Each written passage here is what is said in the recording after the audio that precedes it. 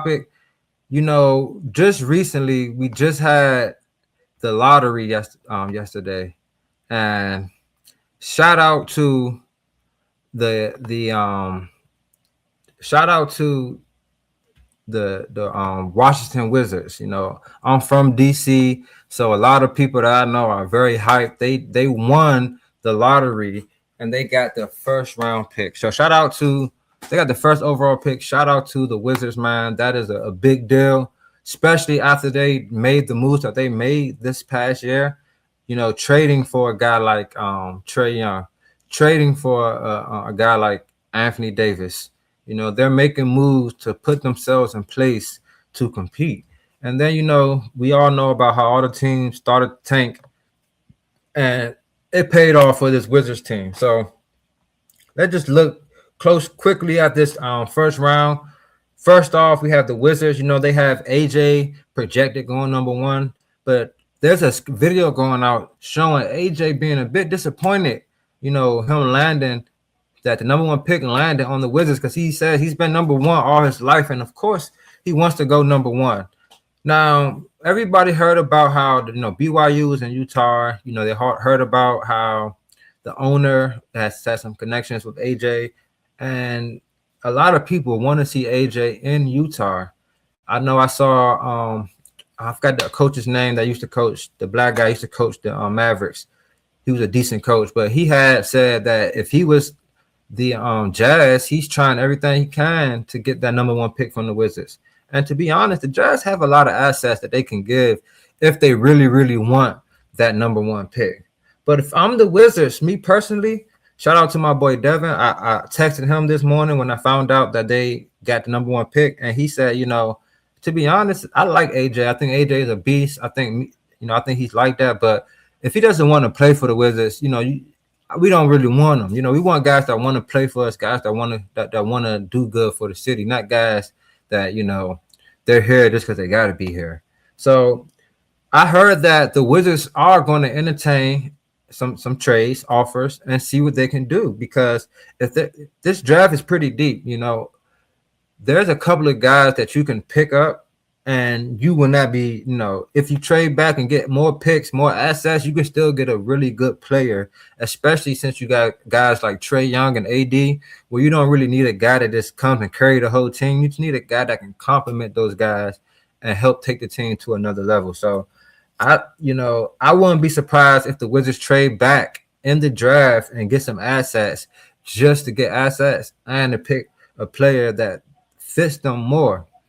So number two, we have the Utah Jazz, and they have Darren Peterson projected as the number two pick. This is a very deep draft, man. I think like the first 4 to 5 picks, you really, you're going to be in a good spot. You can't really mess it up, to be quite honest, because these are some really good players. Now, number 3, we have, which is really good for this team after trading Jaren Jackson, we have the Memphis Grizzlies at number 3. And right now, they currently have Cameron Boozer as the 3rd projected overall pick. To be quite honest, I think Caleb Wilson should be drafted before him. And no, it's not because I am a Tar Heel fan. I just think he has more upside. I think he's more athletic. I do think that Boozer at this very moment is a little more skilled. I think he can put the ball on the floor a little better as far as creating his own shot. But Caleb Wilson at the 4th position reminds me of a young Kevin Garnett. Can defend very well, has a high motor, high energy, can dunk on any and everybody, has a pretty smooth midi, nice jump shot.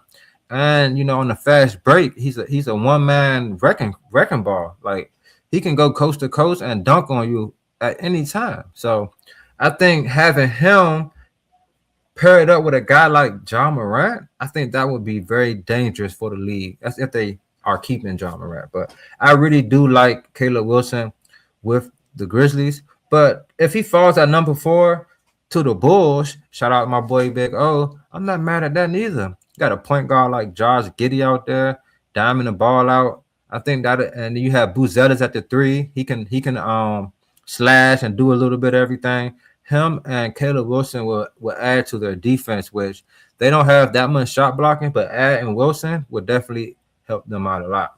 So at 3 and 4, they have Cameron Boozer and Caleb Wilson going, which in my opinion, I do think Caleb Wilson is a better prospect than Boozer. Not saying Boozer is a scrub, because I think Boozer was one of the better players in college. But I think a lot of it was not just his skill, it was his size. He was able to bully a lot of people. But this is the NBA, my boy. Everybody's strong. So we're going to see how he translates there. Next, and I spoke about this later in a later episode when I said the Pacers lost the trade deadline, man. Of course, they picked up a good solid center in Zubac. He's decent in my opinion, but I think the Pacers are more of an up and down run and gun team, and that's not really Zubac's game. He's not an up and down run and gun lob threat type of guy. He is a double machine, and I think he's a solid center. But the Clippers ended up stealing the number 5 overall pick, and they got Mathurin off of them, who's been playing pretty well for the Clippers since he's been there. So with Wagner, with Kawhi, Darius Garland, that's a nice 3. Then you pick up at 5, they have Keaton Wagler from Illinois going 6'6" point guard, can do a little bit of everything. I'm not mad at that pick, to be quite honest. But with a guy like Darius Garland and him at the 1 and 2, I think that'd be a pretty good punch with a guy like Kawhi. But to be quite honest, I think they should try to address. They don't have a solid bid for real. Now, if they can move up to get a Caleb Wilson, I think that'd be very good for them. But I highly doubt a team like the Bulls or the Grizzlies will move on from the bigs, because those two teams really don't have bigs. Vucevic got traded away, and I just told you that Jaren Jackson also got traded away. So I don't see them really giving up their draft, position, because Caleb Wilson and Cameron Boozer can help both those teams out a lot. Then next at 6, we have the Brooklyn Nets, which I think, the Nets, the Nets, it's like you're in that spot where you can get a player, but I think you need more than just this player. And right now they have Darius Acuff going there. I'm on I looked at a couple of different mock drafts, and a lot of them had Darius Acuff going there. He's reminds everybody of Dame as far as scoring ability. He can put the ball in the hoop. He's a pretty good player, man. He showed up big time, had a lot of big time performances in college. And I think that would be a really good pickup for them, matching him with Michael Porter Jr. You still got Nick Claxton, who's a decent center down there. And, you just build from that. Then you have the Kings at 7. Shout out to Joe. He's the founder of R2L. He's a Kings fan, been holding it down since the early 2000s. And they got them projected to get Kingston Flemings out of Houston, who's a pretty solid point guard, has good size at 6'4", 190. He can do a little bit of everything with the ball. He had a lot of big-time games in college as well. I think that would be a solid pickup. They don't really have a legit – they had Westbrook. To be honest, the Kings just got to figure some things out, man. They got to figure some things out. They're really in that position right now. Then I'm just going to round out the top 15 or the 14, the lottery. And at 8, they have the Pelicans at 8. We have the Mavericks at number 9. Then you have the Bucks at 10. And I think this is a guy, and Nate, he's a 6'10" power forward, but he plays like a guard. And I hear that they're trying to get rid of Giannis. So maybe they're trying to make way and make him the new Giannis or whatever they're trying to do. But maybe they're trying to move up in the draft as well, because this is a pretty good draft where a guy like Giannis, a team like, let's see who would take that chance. A team like the Clippers, if they get a Giannis with Kawhi, that can be dangerous. I'm not gonna lie, because I did just say that the Clippers need a big man, and they just gave away their big man. That would be pretty dangerous. So look out and see if Giannis gets traded before the draft or it's going to be after the draft. And then you have at 11, you have the Golden State Warriors, which I think is pretty good. They need to get somebody good. Somebody. They got them getting, I think, Ade Mara from Michigan. He's a 7'3" center. Pretty good. They got Porzingis right now, but last time they had a good center, I do not know. Andrew Bogut was probably the best center they had in the past couple years. And that doesn't say much. So them just picking up more help for Steph, because Steph and Draymond, they're on the way out. You know, you need to start finding young talent to take over. I don't think Pods is the guy. He finally had his first 30-point game, I think, his whole career. And Steph and Draymond, well, Steph ain't been playing for real. Jimmy Butler been out. So I think the Warriors should really try to take advantage of this and try to get young. Then you have at number 12, which is ridiculous, the OKC Thunder. And they're getting Yaxel from this projection. Yaxel out of Michigan, 6'9", power forward, can do a little bit of everything, plays with he's a fierce competitor. You know, I think he is him being there would be a really good fit. He's an excellent defender. I think he has a lot of upside in that category, and he plays with an edge. So I think he would fit right in with this team.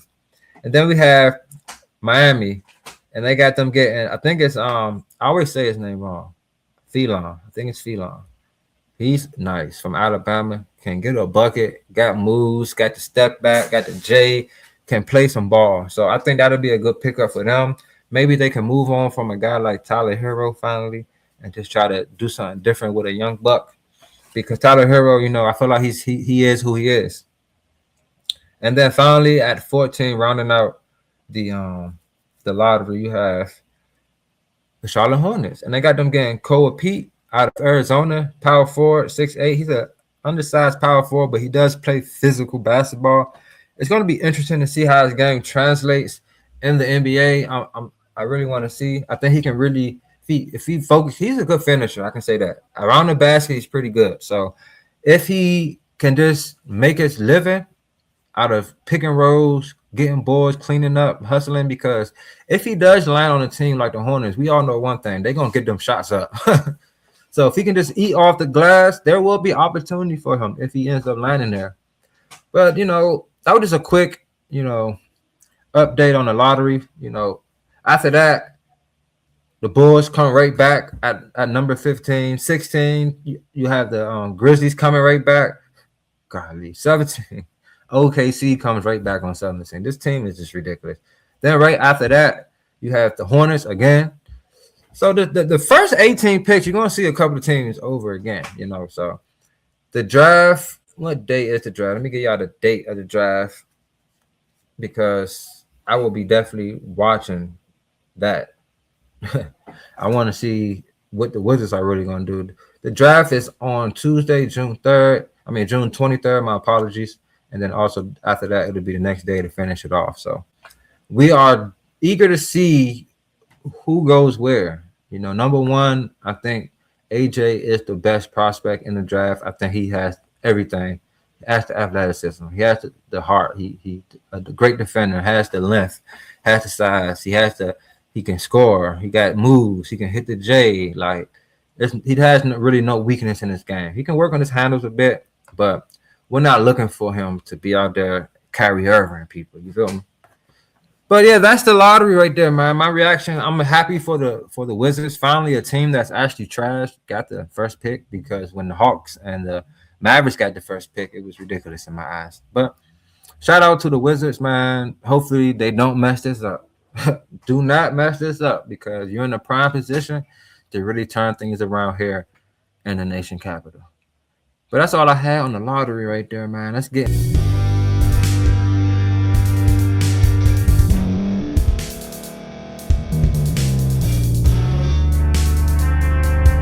Thank you for staying to the end. If you're watching this on YouTube, please like this video, subscribe, and also hit that notification button so you can be notified next time we put out a video. If you're listening on any podcast platform, subscribe and hit that notification button, y'all, so you can be notified we put out another podcast audio. And last but not least, hit that share button. No matter what you're listening to or watching it, hit that share button and send it to somebody that you know that would love to watch this episode you just listened to. So once again, thank you for staying to the end, and we'll see y'all in the next episode.